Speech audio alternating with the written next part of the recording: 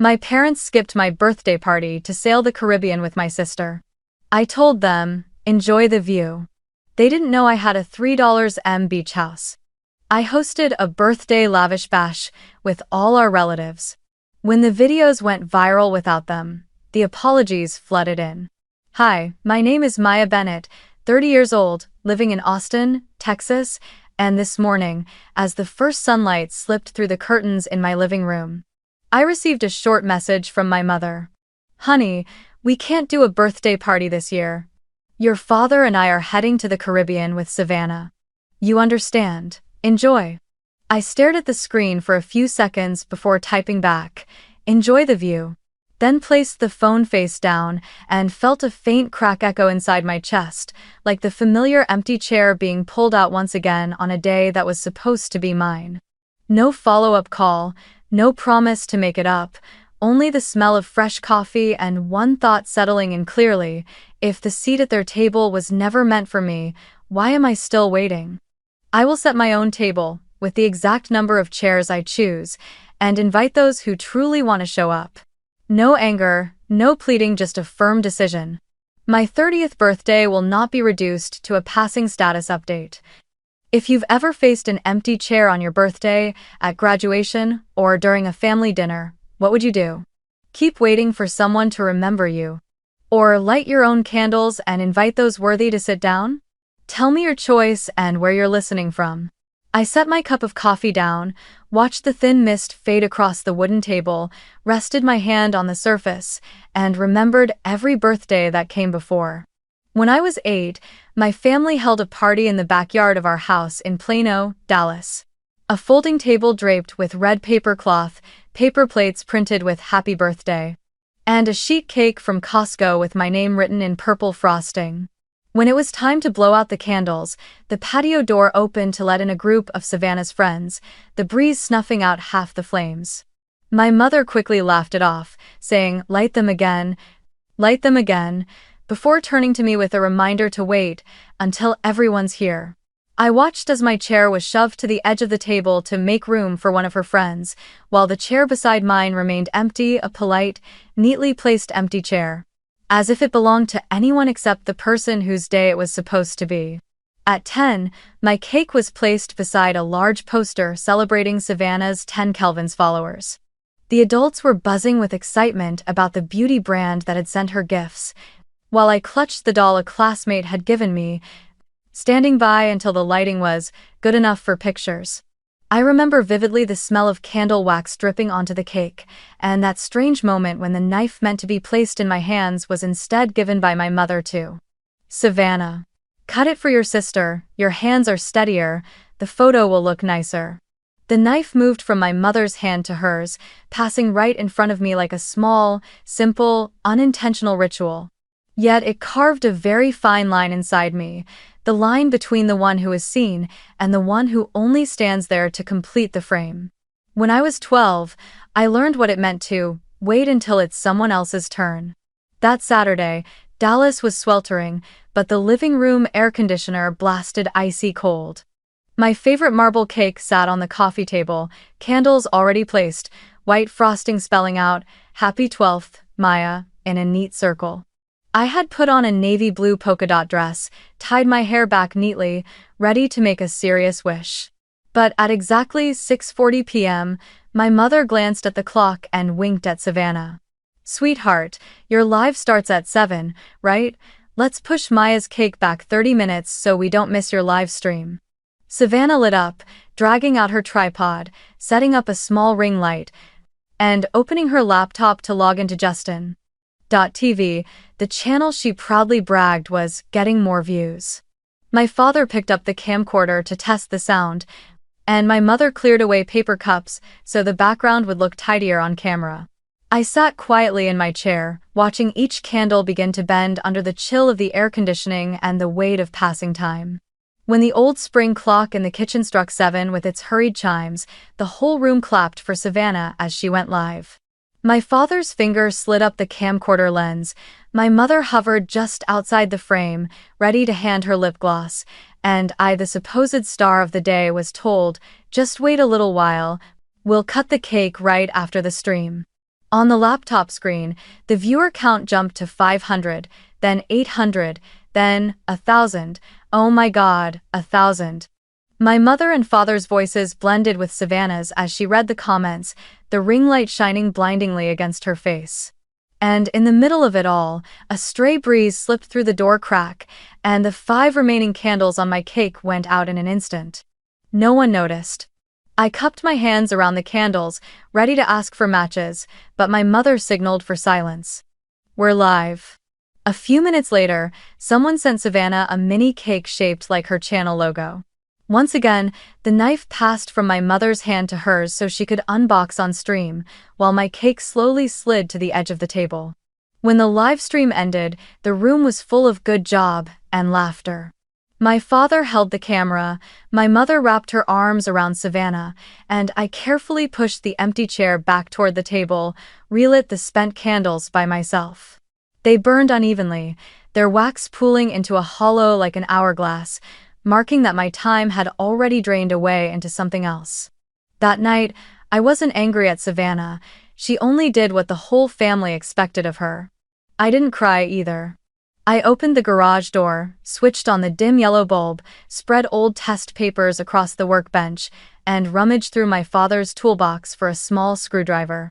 I took apart a broken radio piece by piece. In the clicking of the soldering iron and the sharp, burnt plastic smell of old components, I learned a lesson no one had ever taught me.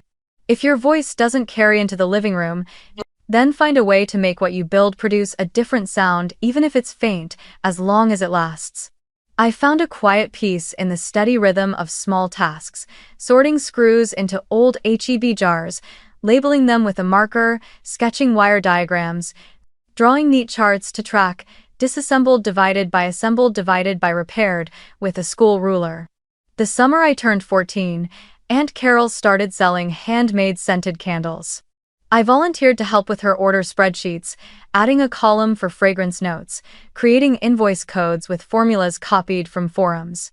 When she smiled and said, "This one has a head for logistics," I realized I had already built a long bridge from the garage to the future. A bridge of silent work, of straight, tidy spreadsheets, of joy that needed no fireworks. In the years that followed, every birthday carried a small, quiet milestone of its own.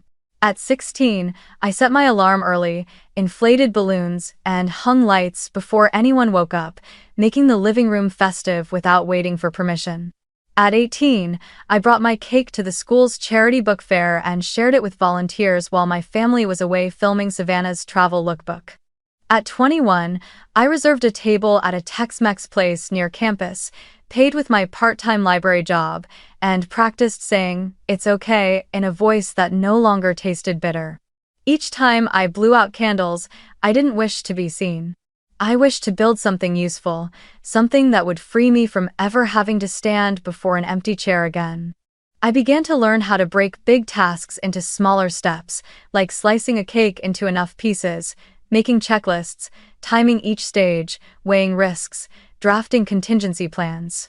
I learned how to hold my tongue when necessary, not to endure silently, but to channel my energy into the right places. Into tasks I could control, into systems that would keep running even if no one applauded. When I entered college at UT Austin, I chose supply chain management because spreadsheets and to-do lists gave me room to breathe. I spent whole days in the PCL library, drawing lines, tagging items, sketching arrows of product flow across paper as if I were setting a table no one could mess up. By sophomore year, I had secured an internship at a small 3PL company handling fulfillment for Shopify brands around Austin. The warehouse was hot, and the smell of cardboard clung to my hair, but I loved its steady rhythm. Trucks arriving at 7:10, pallets hitting the floor, scanners chirping their short, sharp beep, orders moving off the shelves in strict order of priority. I learned to spot a bottleneck the way someone notices an empty chair at a crowded table. If no one pays attention, the entire gathering stalls. By the time I graduated, I didn't dream of a flashy title. What I wanted was something small, precise, and durable, a product that would help shop owners find their way through the chaos of inventory, just as I once had to find my way through the chaos of my own birthdays. The first version I built was a demand forecasting tool for Etsy and Shopify stores selling handmade goods. I thought smart meant predicting the future well, but reality hit me hard.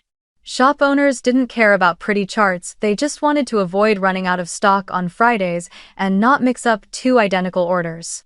3 months, 20 demos, only one paying customer who canceled after 2 weeks, calling it too fussy. I looked at my roadmap, bit my lip, and deleted half of it. My first pivot: drop forecasting, go back to basics inventory management. I rewrote the flow. Connect to Shopify through a webhook, subtract stock with every new order, and if a SKU hit its reorder point, the system would fire off an SMS alert. A candle shop in Waco Bluebonnet Candle Company complained, "We always run out of Hill Country lavender by the weekend." I drove my old Civic to Waco, sat among shelves scented with lavender and cedarwood, pulled out a pencil and notebook, and sketched a layout. B2 was their best seller. It needed to move closer to the packing table. Labels should be color-coded by turnover speed. Pick lists should print by aisle order, not order number. I opened my laptop, quickly tweaked the pick-pack algorithm, and added a consolidate button to group multiple orders from the same customer. A week later, they messaged, "It's way less chaotic, and we're not running out of stock on Sundays anymore." That became my first paying contract, $299 a month. I signed it quietly, no photos, just went home and updated my banquet table list, one seat, finally filled. From Waco, I built a chain of occupied seats by getting the small things right, integrating barcode scanning with phones, adding automated label printing, generating a 5 SKUs nearing empty report. I stopped chasing sparkle and leaned into persistence. 10 cold emails a day, 2 weekend drives each week to San Marcos, Round Rock, San Antonio for on-site installs. 6 months in, I had 18 paying customers, enough cash flow to support myself and a part-time developer. Then one day, a small fund in Austin, a family office doubling as a seed investor, knocked on my door. They said, "We don't want to replace you, we just want you to move faster." I wrestled with the decision for 2 nights. In the end, I sold 40% of the company. Some of the money went straight back into hiring and reserves, a smaller portion came to me as secondary. For the first time in my life, I paid off my student loans, fixed the air conditioner that had been rattling every midnight, and put down a deposit on a dream I had carried since the garage. A safe place of my own making. I didn't want Miami, didn't want a place that screamed, "Look at me." I wanted the salt of the sea breeze, the wild dunes, a quiet road long enough to hear my own breath. Outer Banks, Nags, Head came to me during a road trip the year before. Endless stretches of sand, wooden houses raised on stilts, porches howling with wind when distant storms rolled in. 3 million sounded extravagant to outsiders, but here, oceanfront meant exactly that. You were buying wind, sky, and a promise that hurricane season would test everything you built. I did the math not to flaunt it, but to make sure I wasn't leaping blind. No outright purchase, I took a fixed rate 30-year mortgage, putting down nearly 30%. I added to the spreadsheet coastal insurance costs higher than inland, an extra windstorm policy, a basic NFIP flood contract, local property taxes, upkeep for wooden decks, repainting railings after every salt season. A budget for beach nourishment if the city called for it, and if I rented it occasionally, I accepted local lodging taxes and B&B permit fees.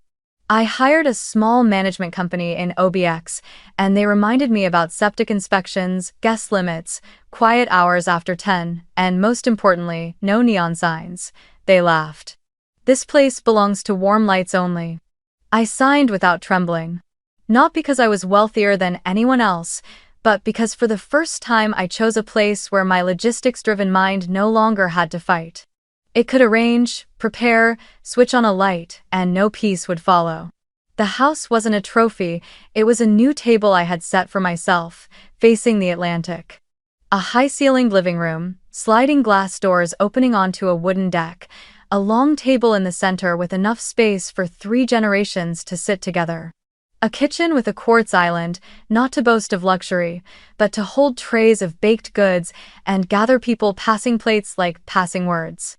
I set aside a small room as a tool room, a pump, bins of supplies, a hurricane season checklist, spare batteries, flashlights. Everything labeled, lined up neatly like in the old garage, but this time it was guarding a world that finally belonged to me. I kept this from my family, not because I enjoyed secrets, but because I knew the story would be rewritten if I let them hold the pen. If my mother knew, she would say, "You bought it because you're copying Savannah's travels, right?" And the house would become another backdrop for her photos, while I was pushed back to the edge of the table. If my father knew, he would help calculate whether it was better to rent it out or save it for our family weekends, until eventually there would be no free days left for me. If Savannah knew, she would bring her camera before I could, and once again the knife meant for me would pass through someone else's hands.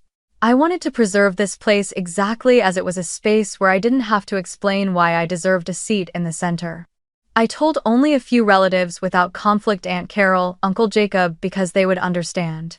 For the rest, I let the house remain on the deed and in my heart as a quiet period at the end of all the missed birthdays. From now on, if their table still had no seat for me, I would open my own doors and add more chairs.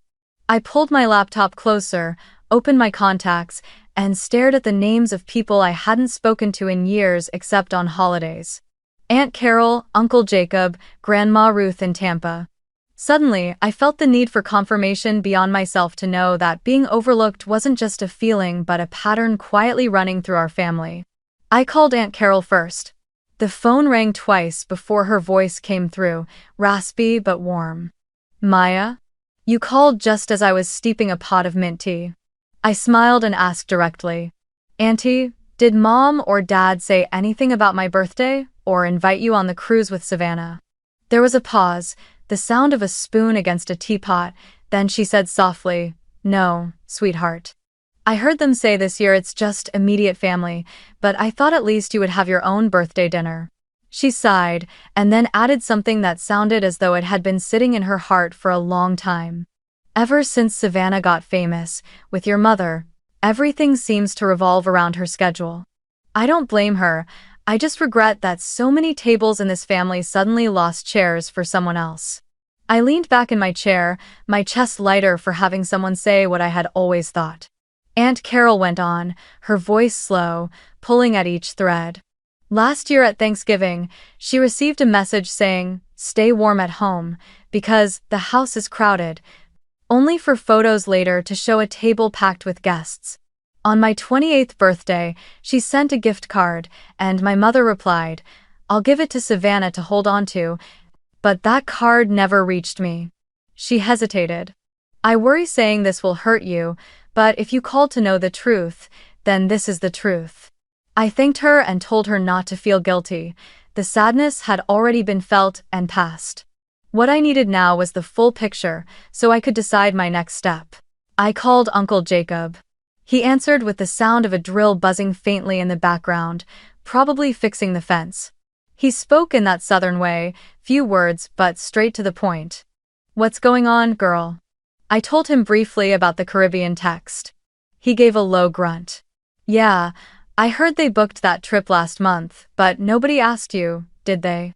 I asked if he'd been invited. He laughed, dry as wind through old wood. "I live right here in Dallas, and I don't even know the exact day of your birthday, because everyone just assumes, oh, we already know." Then he shared something small, yet sharp enough to cut. 2 years ago, he drove over to deliver a new smoker grill for my dad, planning to stay and surprise me for my birthday. But when he got there, a big Bon Voyage Savannah banner hung across the yard. He set the grill down, turned his truck around, and thought, maybe next time. I sat silent, wondering how many times people might have intended to show up for me, only to be pushed aside by someone else's banner. Before hanging up, he said, "If you do something just for you, call me. I'll be there. I'll even bring the country band from church if you want." I chuckled under my breath. "You better keep that promise, Uncle. I need a table with live music." Last came Grandma Ruth in Tampa. She answered slowly, the sound of distant waves seeming to slip through the receiver. Maya, sweetheart, it's raining showers here in Tampa today. My voice softened, like when I was small and curled into her lap. Grandma, this year I don't have a party with Mom and Dad. I just want to ask, did you get any invitation? She sighed, the breath carrying the taste of salt. No, darling. I called your mother, and she said, we're keeping Savannah's house warm, and it made me cry. The day you were born, I held you in my arms. You had that patient gaze, and yet all these years, when it's your turn, the grown-ups keep saying, later. She told me that just a few days ago. She had texted my mother.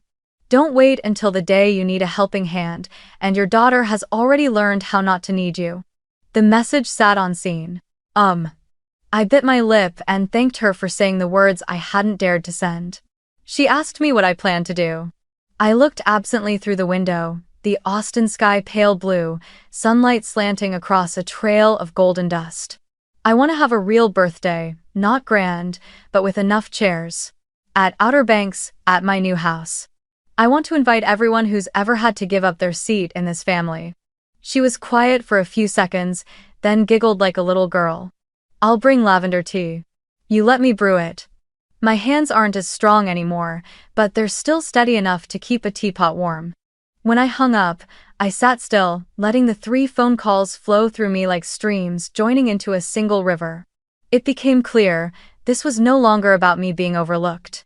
From Aunt Carol to Uncle Jacob to Grandma Ruth, there was an entire line of people quietly pressed against the edge of the table, too polite to intrude, too afraid of causing trouble, or too used to their names being skimmed over in the roll call.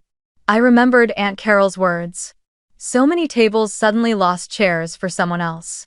Then I knew I would rearrange the chairs, not to spite anyone, not to stage revenge photos, but to give back the feeling of belonging, the feeling a 12-year-old staring at extinguished candles had craved for 2 decades. I opened a new document and titled it, Maya 30. Long table. The first line I typed, no kids table. The second line, every person gets a handwritten name card. The third line, those once forgotten will be called first. I texted Aunt Carol. I want to invite everyone to Outer Banks this weekend. I'll handle lodging, food, transportation if needed. Just come. She replied as quickly as she always did. I'm in. I'll bring 2 jars of pickled vegetables and a pecan pie. I texted Uncle Jacob. I need live music. He sent back a thumbs-up emoji with, us old guys only know 3 chords, but we know how to laugh. I messaged Grandma. I booked a flight from Tampa to Norfolk and a rental car. Will you be able to make it? She answered with one word. Yes. Followed by a photo of her white porcelain teapot. Then I reached out to cousins who had stayed silent in group chats for years. Kayla in Richmond, Matt in Athens, Georgia, and a distant cousin in Virginia Beach I just reconnected with on Facebook.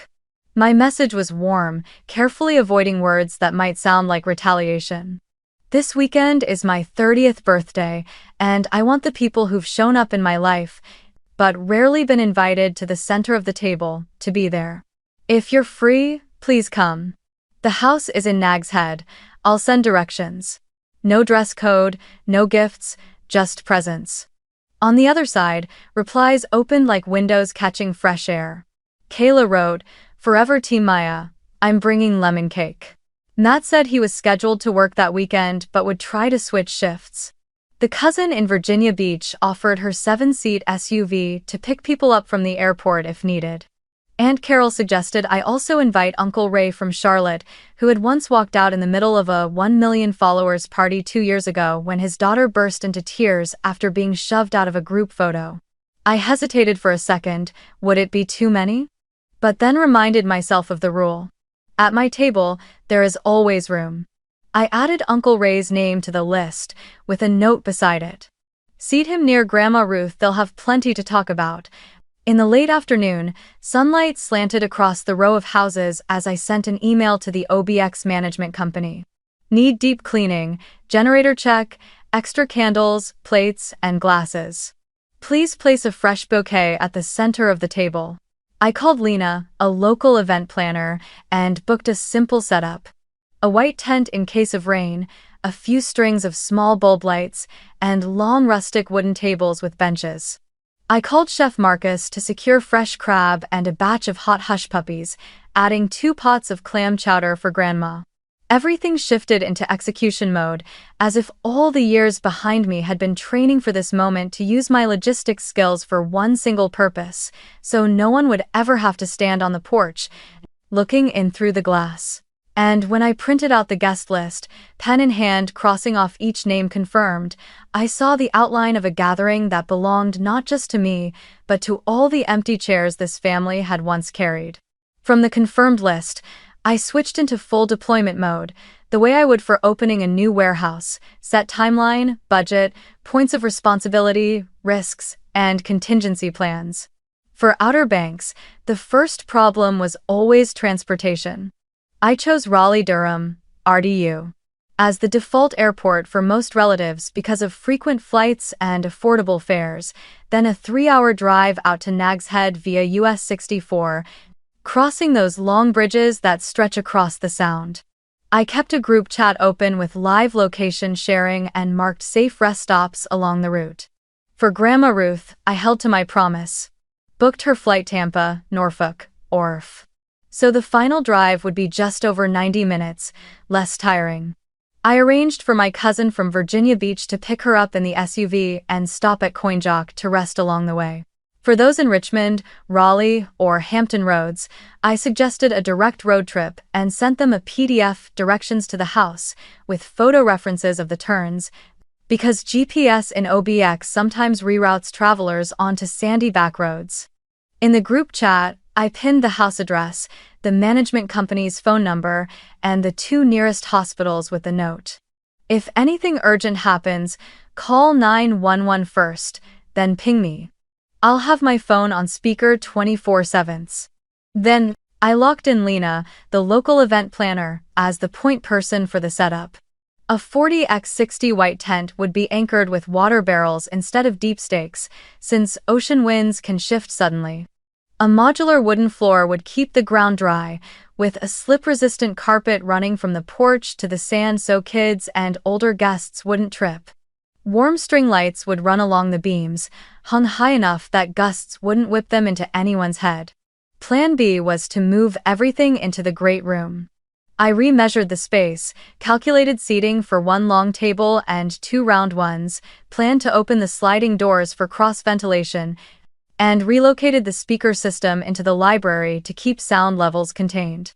Quiet hours in Nags Head begin at 10 p.m.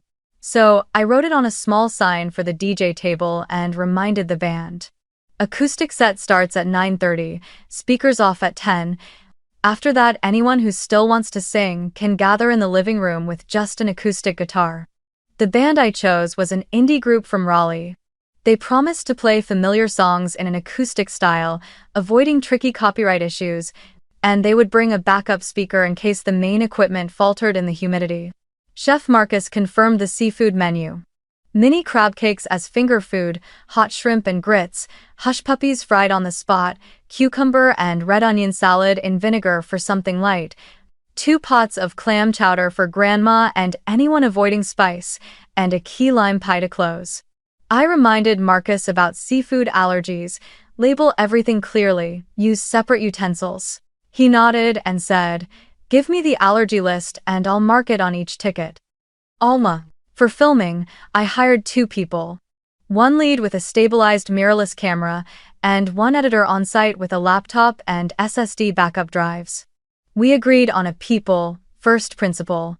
Eye-level shots, no lingering pans of the house interior, no mention of the address, and at least a 12-hour posting delay for safety.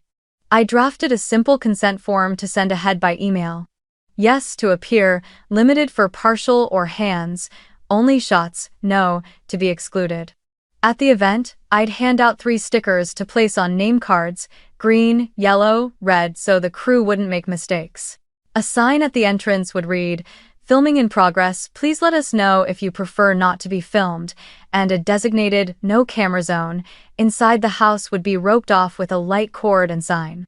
I wanted everyone to feel respected before they felt seen. I laid out the budget on a sheet with 4 columns: estimate, deposit, remaining, and notes. For a party of around 50 people, I framed it between 45 and 60,000, covering everything so there would be no last-minute surprises. Catering from Marcus and his kitchen team would run about 18,000, including staff and ingredients. Tent, flooring, tables, linens, string lights, and heaters in case the night turned chilly. 8 to 10,000. Band and sound 3,000, plus 1,000 for tech. The filming crew 3.5 to 4.5 depending on how many pre-cut clips. Backup generator 710 kilowatts with fuel, 900. Small event and liability insurance, 1,200. Professional cleanup and recycling, 1,000.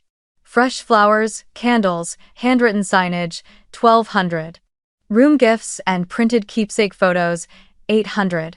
Travel stipends for 2 elders and childcare, 1,500. And a 10% contingency because the Outer Banks always has a surprise. I scheduled deposits by milestone. 50% to Lena to lock the date, 30% to Marcus so he could secure seafood from Aquacoke, 25% to the band, 30% to the tent company. The rest would be paid after the event if no damages occurred. Weather was the biggest variable.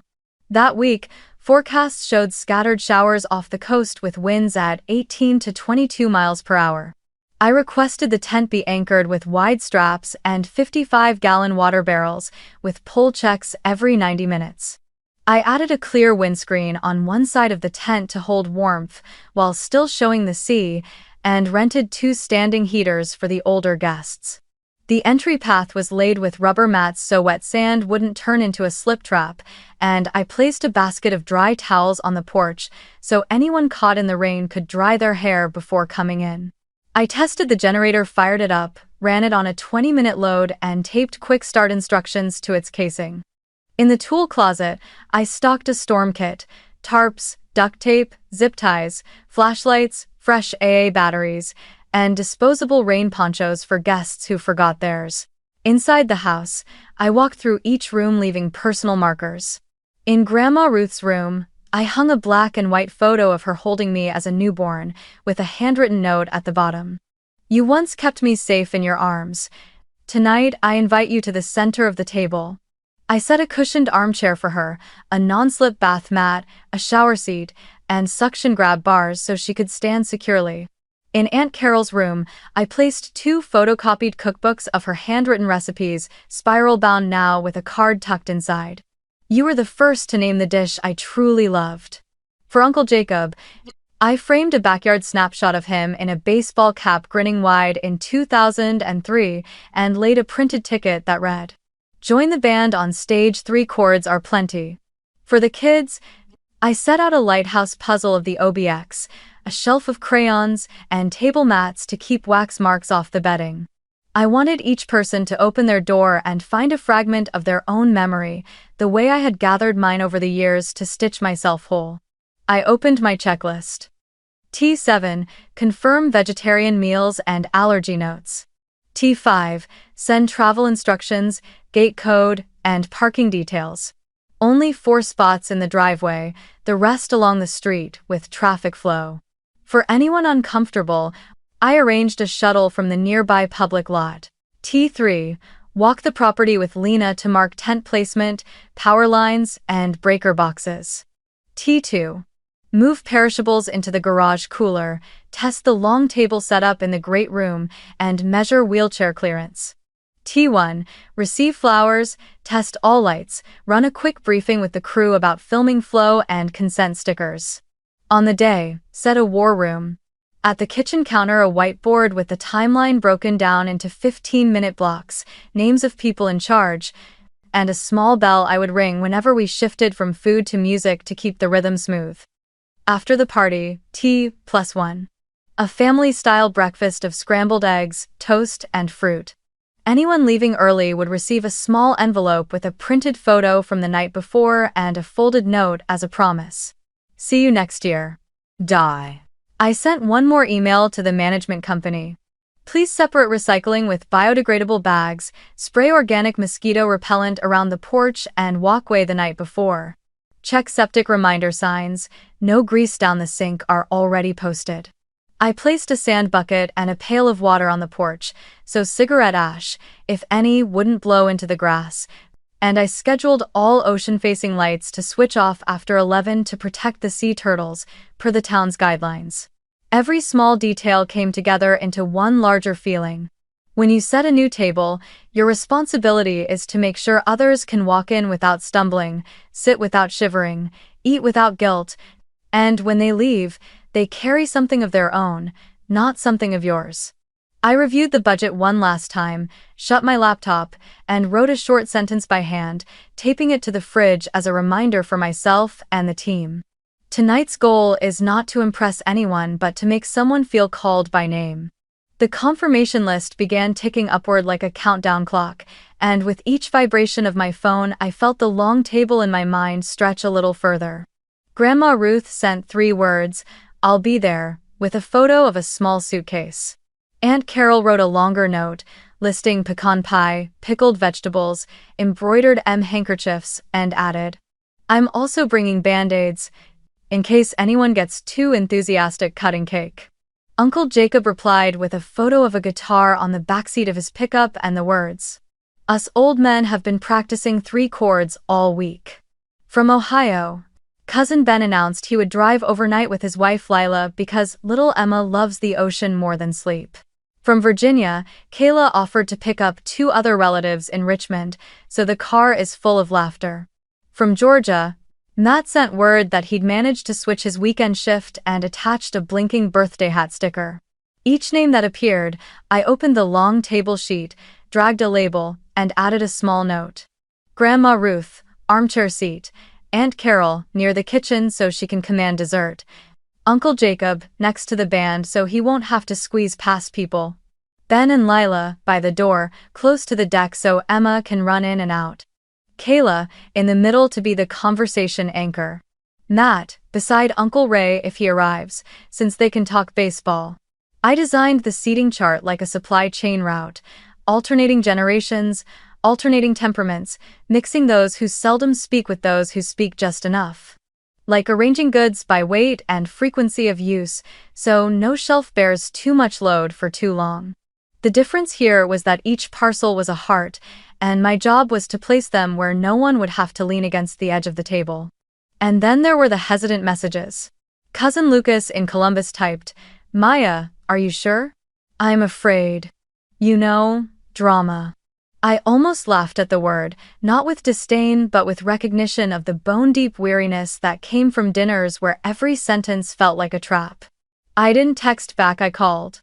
He answered quickly, his voice tense in a kind way.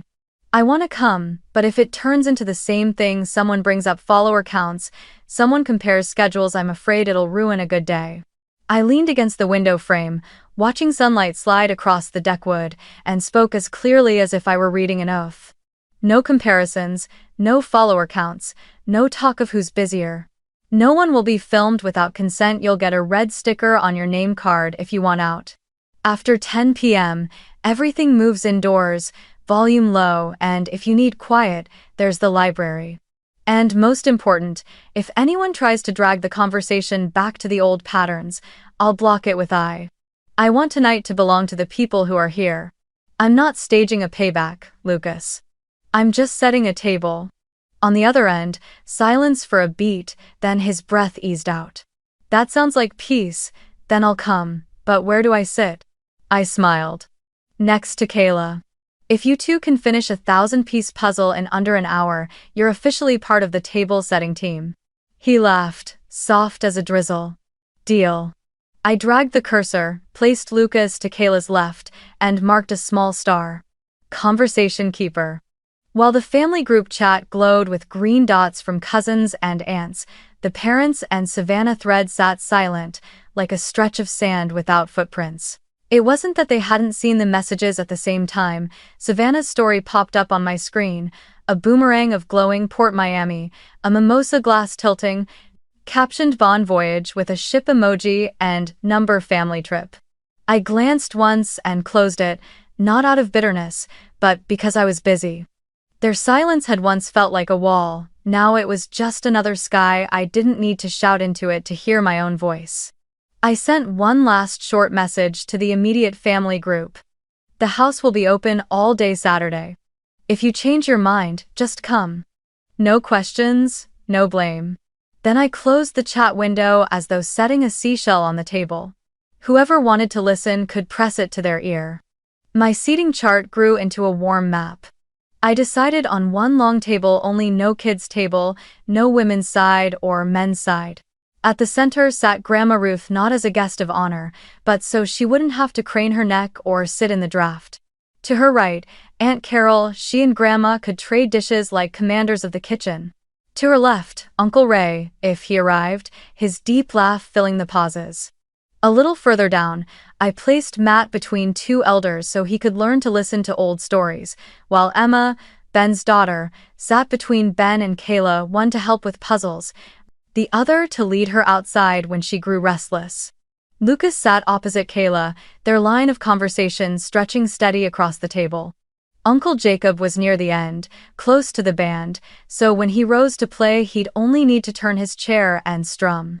Lila, Ben's wife, sat beside Aunt Carol to learn the pecan pie recipe. At the very end, I replaced a single chair with a bench, the flex seat for latecomers, children who liked to swap places, or anyone who needed a spot just in case emotions ran high. No one would be boxed in, but every seat carried meaning. I handwrote each name card on ivory paper with thin borders, ink slanting softly. Beneath every name, I added a line only that person would understand. Beneath Kayla, the hand from summer 2006, the one that kept the match from going out. Beneath Lucas, the steady breath in the room. Beneath Ben, the long road from Ohio never tires the heart. On the wooden table, I laid a linen runner, the color of sand, with glass jars of seagrass and a few low candles so every pair of eyes could meet across the glow. Small plates were set for crab cakes, with separate tongs, and a bowl of pink salt sat in the center as a reminder that every flavor had its place. At the foot of each chair lay a thin folded blanket.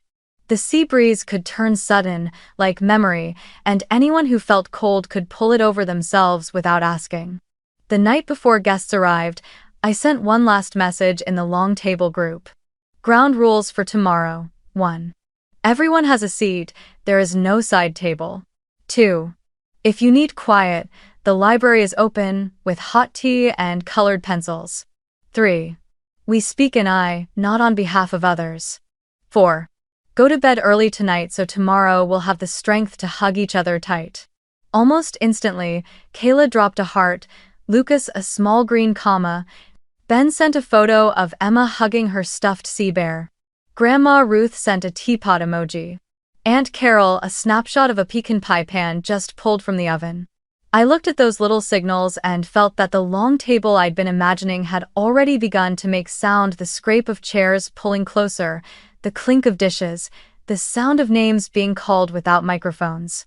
And amid all the things I had arranged, there was one space I deliberately left untouched, the space reserved for explanations.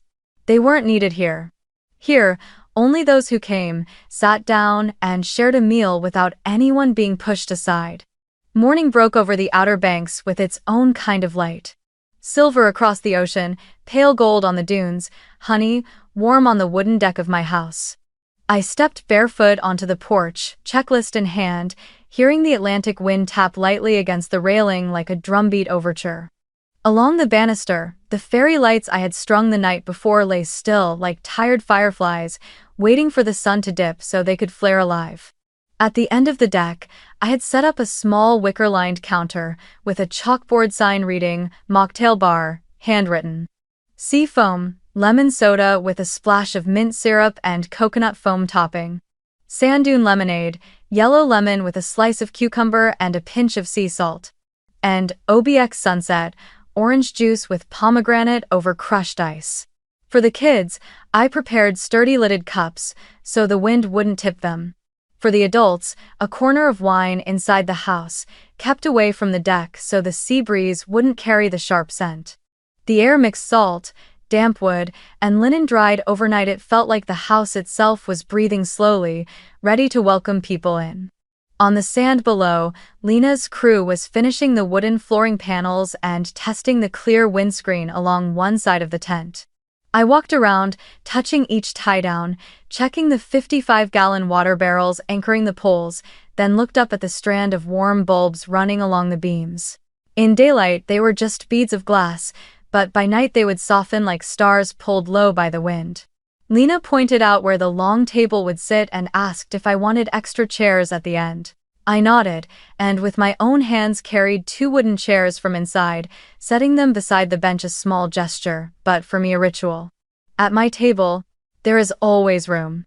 I looked at the row of seats marked with handwritten name cards and saw the picture forming clearly. Grandma Ruth at the center, surrounded by those who had sent on my way, arriving late, or, simply, yes. Not one seat labeled kids, not one pushed to the edge as if made for someone ready to leave. In the kitchen, Chef Marcus was testing the first batch of hush puppies, the sound of oil sizzling as crisp as laughter about to break out. He lifted each golden cornmeal ball into a wire basket, dusted them with fine salt, and explained that the cornmeal came from a small mill in Manteo, true Carolina style, not too sweet. On the counter beside him, trays of crab cakes sat in precise rows, each one thick and firm, golden-edged, the filling packed with blue crab and shrimp. Marcus said the crab had come fresh that morning from Wanchese, the shrimp from the Pamlico Sound. You have to shop from the right hands. On the stove, the shrimp and grits steamed rich with butter and black pepper. The grits, stone-ground, still had a gentle bite, blending with garlic butter shrimp into the perfect warmth for sea air. I opened the fridge to check 2 chilled key lime pies, their tart filling made from a shipment of limes sent from Florida the week before. The topping was hand-whipped cream, not meringue, so the wind wouldn't eat the surface. I wrote small cards to place before each dish, not only so guests would know what they were eating, but to preserve the story of origin, because this meal was never meant to be a showcase spread, but a map of the people who had touched it before we sat down at the table. The filming system was switched on the way a warehouse shift begins, with process, boundaries, and clear responsibility. Camera 1, a mirrorless on a gimbal, had the role of walking with people, moving from porch to kitchen, from dining table to deck, always keeping the viewer's eye level at the same height as the guests, so no one ever felt looked down upon. Camera 2 stood fixed on a tripod in the left corner of the great room, framing the long table, recording only the flow of the story: who poured water for whom, who knelt to tie a child's shoelace without zooming, without hunting moments. The drone was just a supplement, a small one under 250 grams. I had registered it, passed trust, marked the registration number, checked on B4 UFOI that the sky over Nag's Head was Class G and uncontrolled. Notes were clear: fly low, under 200 feet, never over the crowd, never toward the neighbors' homes, 1 takeoff at golden hour if winds stayed under 15 miles per hour. I wasn't asking for a show flight, just a brief circle to let us see the ocean together, then land. The crew understood. The drone could be cancelled at any moment if the wind shifted. People mattered more than frames. For privacy, I placed a sign at the entrance beside the mocktail bar. Filming in progress, tell us your preference. Each name card carried a round sticker. Green meant fine to film, yellow, distance only divided by no close-ups. Red, no filming. I prepared a short consent form sent ahead by email and printed copies on site for elders, 2 short lines. I agree divided by I do not agree to appear in photos divided by videos. Maya intends to share, with checkbox, signature, and phone number, so if anyone changed their mind later, I'd know how to find them and cut their appearance from the published version. Inside, I strung soft silk cords to mark 2 no camera zones, the library, armchairs, warm lamps, a box of colored pencils, and the north-facing reading room, teapot, cookies, and a small desk bell, so anyone closing the door would do it gently. I wanted every step taken to be clear about where it was headed and what rights came along with it. I walked along the deck, sliding each glass door open to test the airflow, shifting the vases of seagrass so their shadows wouldn't fall across faces once the sun dipped. Lena asked if I wanted a photo backdrop. I shook my head. Instead, I hung a simple rope with wooden clips so anyone who wished could pin their own Polaroid. The backdrop would be the ocean, the fairy lights, and the people looking at each other. I placed a few folding chairs by the doorway, a silent invitation for anyone still hesitant. Come in if you're not ready to sit, the chairs will wait. On the long table, I spread the sand-colored linen runner, tucked in stalks of dried reeds, set low candles. Stepping back, I took it in. No garish colors, no party banners, just warm light and air that felt like a long sigh being released. My phone buzzed, messages popping up one after another. Here. Just arrived. I looked down at the driveway. Kayla's SUV slid in first, Emma's face pressed to the window, eyes sparkling like drops of water. Uncle Jacob's pickup behind it, an amp strapped tight in the bed. Aunt Carol climbing out clutching the pecan pie box like a family secret, and in the back seat of Ben's sedan. I glimpsed the corner of a drawing. Emma had made a long sand-colored table dotted with round heads, and a crooked heart at the center. I opened the door, the wind rushed in, salty and warm, and though the fairy lights weren't lit yet, the rooms already glowed. From the kitchen Marcus called, "Second batch of hush puppies is up." I reminded him, "Save a plate for Grandma," and set a small card in front of the crab cakes. Wanchese blue crab good because it traveled just far enough. How? I heard the soft scrape of sand under sandals on the steps, someone shushing the group so they could hear the surf, and in my head, steady as a vow, my voice repeated, "At my table, there is always room." The first sound was tires crunching on damp gravel, then car doors opening, footsteps scattering grit across the sand, and someone exclaiming, "Oh, the ocean." Like laughter breaking free. Kayla bounded up the steps and hugged me so tightly I could hear the fairy lights on the railing tremble. Behind her, Emma shuffled forward, holding steady a sand-colored card, letters carefully inked in marker. "Happy 30, cousin." The word cousin stood larger than the rest, its border rimmed with seashells she had collected along the shore. I knelt so Emma could place it in my hands herself, like setting a stone on a milestone, breathing in the mix of craft, glue, and salt air before kissing her hair still dusted with sand. Aunt Carol slipped straight into the kitchen without needing direction, lifting the lid from her still warm pecan pie. Uncle Jacob cradled his guitar like a secret, his wife Linda hanging her coat neatly on the hook, scanning the consent stickers, and cheerfully choosing a green one. I'm fine being filmed from a distance. And Grandma Ruth appeared last, her hand resting lightly on Kayla's arm, her smile steady as an anchor. From the kitchen, Marcus carried out the third batch of hush puppies, the scent of oil and butter mingling in the air, each person who passed snatching one, blowing hard before laughing through, "Too hot." Anyway. The current of people rose like a tide, food settling onto tables, conversations sparking at each small point of contact. Ben noticed Lucas struggling with his bow tie and stepped in to fix it. Emma, with trembling hands but fierce care, poured an OBX Sunset mocktail into Grandma's glass. Linda pulled over a folding chair for a cousin arriving late, the chair I had set aside as a promise to myself. At my table, there is always room. The drone rose once, a single loop at sunset, its hum small as a bee, arcing above the roofline, dipping low enough to catch Emma spinning around the bench, her hair flying behind her in the wind. Then it landed immediately, crew following instructions exactly. People were the focus. The sky was only the backdrop. When everyone had a glass in hand, I stood at the head of the table, raising mine just high enough for the string lights above to catch and scatter a thin reflection. I hadn't written anything down. I just breathed in and spoke slowly so the wind wouldn't carry my words away. Thank you all for coming. Thank you for driving the distance, for switching shifts, for bringing pies, music, and stories we haven't had the chance to tell. Tonight is not about comparing who is busier, who is worth more. Tonight is only about looking around and knowing that the person beside you chose to be here. That is enough for my 30th birthday. I clinked glasses first with Kayla, then with Grandma Ruth. She tapped so lightly, as if afraid to shatter the fragile bubble of the moment, but her eyes held steady with the strength of an ancient blessing. The meal unfolded like a slow, steady dance. Crab cakes passed too quickly to cool, cucumber and red onion salad refreshing as a breeze slipping between waves, the pot of shrimp and grits warm and rich with butter and garlic shrimp that loosened everyone's guard. Kayla told the story of their car veering onto a sandy road. Lucas confessed he had nearly turned back halfway, fearing drama, but pressed the gas for 5 more minutes, and those 5 minutes carried him to a table with enough seats. Grandma Ruth didn't eat quickly.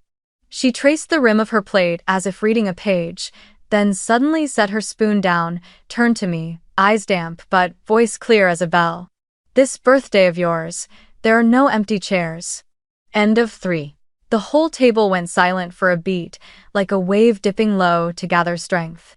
I wanted to answer, but my throat locked at the simplicity and wholeness of her words, one short sentence that stitched closed a tear years long. I only laid my hand on hers and nodded. Someone at the far end whispered, "Amen," though no one could tell who. The band began their first set just as the sun pulled its last threads of light from the railing.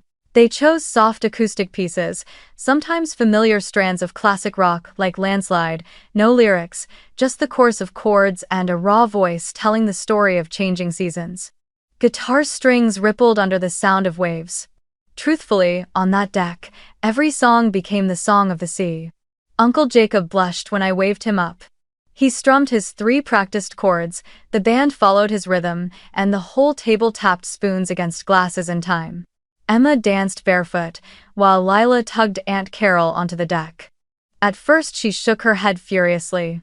"Oh, I'm clumsy," but then let herself be led, their laughter spilling like 2 teenagers at a school dance. Kayla helped Grandma Ruth to her feet.